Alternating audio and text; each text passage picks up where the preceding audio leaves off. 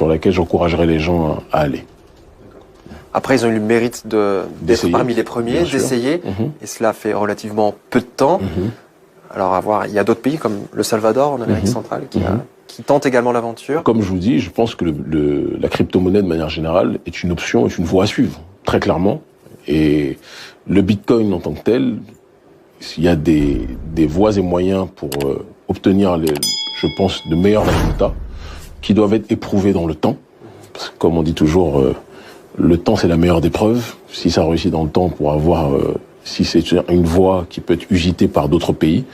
Pour l'instant, ce qui se passe en RCA n'est pas en adéquation avec les intérêts des populations. Et puis même, je vais dire, la nationalité qui était offerte à quiconque qui pouvait investir dans ce projet-là de manière générale, on est très loin de la problématique de la souveraineté proposée par le courant panafricaniste dont je suis aujourd'hui une des voix influentes, je pense. Et donc je ne peux pas me sentir concerné par cette réalité-là. Et je le dis et je le répète, je suis ici en Russie. Et on est là pour parler toujours avec franchise. Ce qui est bien, il faut le dire. Ce qui est moins bien, il faut le dire aussi. Je pense que c'était pas forcément la meilleure option qui a été faite dans le cadre du partenariat entre l'Afrique et la Russie. Très clairement. Juste, vous venez d'évoquer le courant panafricaniste dont vous vous revendiquez. Est-ce que vous pouvez nous en dire plus exactement ? Alors, le panafricanisme, c'est l'unité des Africains du continent de la diaspora, l'unité des diverses formes d'africanité dans le but d'obtenir collectivement nos souverainetés au niveau étatique et notre souveraineté en tant que peuple aussi de manière générale. La souveraineté populaire, ce principe qui est un principe important. Pour reprendre les propos de Don Helder Camara, je dirais que le panafricanisme, c'est la théologie de libération de la population africaine. C'est une idéologie qui est née dans la diaspora, et donc c'est quelque chose qui me parle puisque je suis moi-même né dans la diaspora, et qui par la suite a pris racine sur le continent africain, durant la période des premières, entre guillemets, indépendances, et qui est devenu le courant majoritaire des masses africaines aujourd'hui. Et c'est ce courant qui est par nous autres agité pour mobiliser, pour créer une sorte d'énergie motrice des peuples pour qu'ils puissent justement arriver à cette logique de souveraineté. Alors, vous parlez de souveraineté. J'aimerais évoquer quelques cas particuliers en Afrique, en particulier au Sahel. Le Mali, par exemple, le Mali qui a accusé la France d'armer les combattants islamistes au Sahel et de violer son espace aérien. Alors, pas toujours avec des preuves complètement étayées. Mais qu'est-ce que vous pensez de cette position ? Moi, je pense que tant qu'on n'a pas vu les preuves du ministre Abdoulaye Diop, qui est un frère, on ne peut pas parler de preuves étayées ou non. Ils ont leur stratégie, connaissant très bien le gouvernement malien. Je sais qu'ils sont loin d'être bêtes et qu'ils fourniront le moment venu ce qu'ils estiment être nécessaire d'être présentés. Mais c'est un secret de polichinelle que l'élite française, et je pense même qu'il y a une de vos chaînes concurrentes, si on peut la considérer comme telle, Arte, qui parlait parfois des collusions qui existaient entre les multinationales et certaines entreprises françaises et les groupes terroristes. Ce sont des choses qui sont réelles. Et que le gouvernement français est dans une stratégie qui est la sienne, contribuer d'une façon ou d'une autre à livrer des informations ou à faciliter les choses pour certains groupes terroristes, c'est quelque chose qui, pour nous, n'est pas superflu. C'est quelque chose qui peut être pragmatique, a fortiori maintenant que le gouvernement malien s'est éloigné de l'escarcelle française. Vous savez, pour moi, l'oligarchie française et le régime Macron, qui ne représente d'ailleurs pas tous les Français, c'est important de le dire, il suffit de demander aux Gilets jaunes qui se sont fait persécuter par le gouvernement français pour se rappeler que l'Élysée n'est pas la France uniquement, c'est surtout les intérêts de l'oligarchie néolibérale. Il est important de se rappeler que parfois le gouvernement français agit comme le mafieux, qui veut avoir le monopole de la protection, entre guillemets, d'une boutique. Et qui dit protection, dit salaire émanant de cette boutique qui regorge un certain nombre de richesses.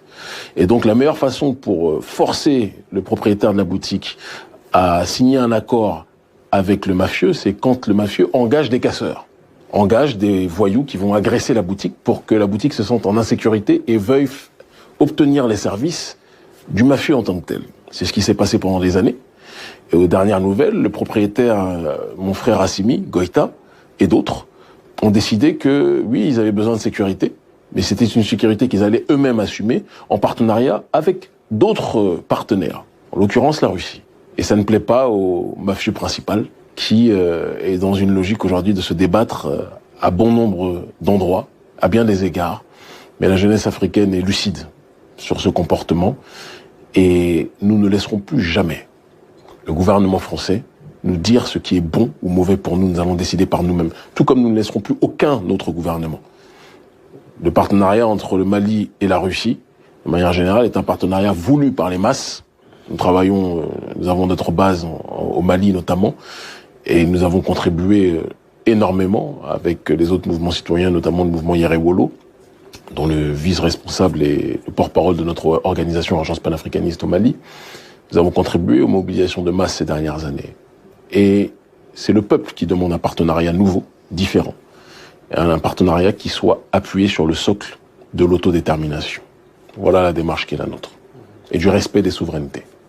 Alors, autre exemple d'un pays voisin où le peuple a encore manifesté ces derniers jours, c'est le Tchad, où la transition rapide de pouvoir initialement promise après la mort de l'ancien président Idriss Déby, c'est son fils qui a été investi, et là, investi pour une période supplémentaire de 24 mois supplémentaires, 2 ans supplémentaires à la tête de ce gouvernement de transition. Donc, situation différente, en particulier au niveau de la façon dont c'est perçu au niveau de la France. Alors, c'est très bien de voir la géométrie variable dans la tolérance ou la non-tolérance des autorités françaises vis-à-vis des régimes, entre guillemets, militaires en Afrique. C'est intéressant de voir que quand il s'agit du Mali, on parle de junte militaire et on dit qu'ils, oui, ne respectent pas la Constitution, comme si c'était le gouvernement français qui était quelque part le garant de nos constitutions. C'est assez intéressant.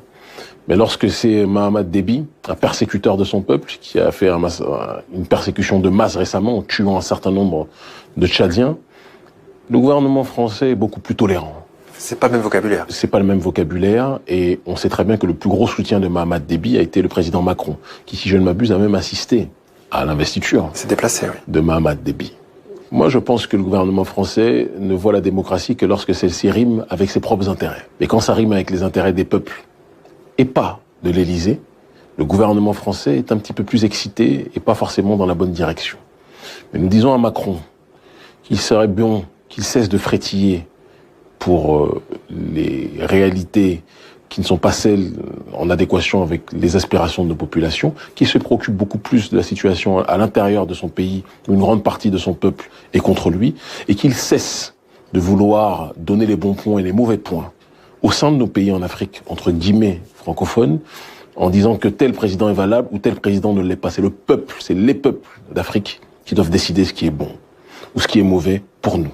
Quand on voit le nombre de manifestants qui se lèvent et qui contestent Mahamat Déby, visiblement, la volonté de la France d'avoir sa marionnette à la tête du Tchad n'est pas partagée par notre peuple. Pareil au Mali, où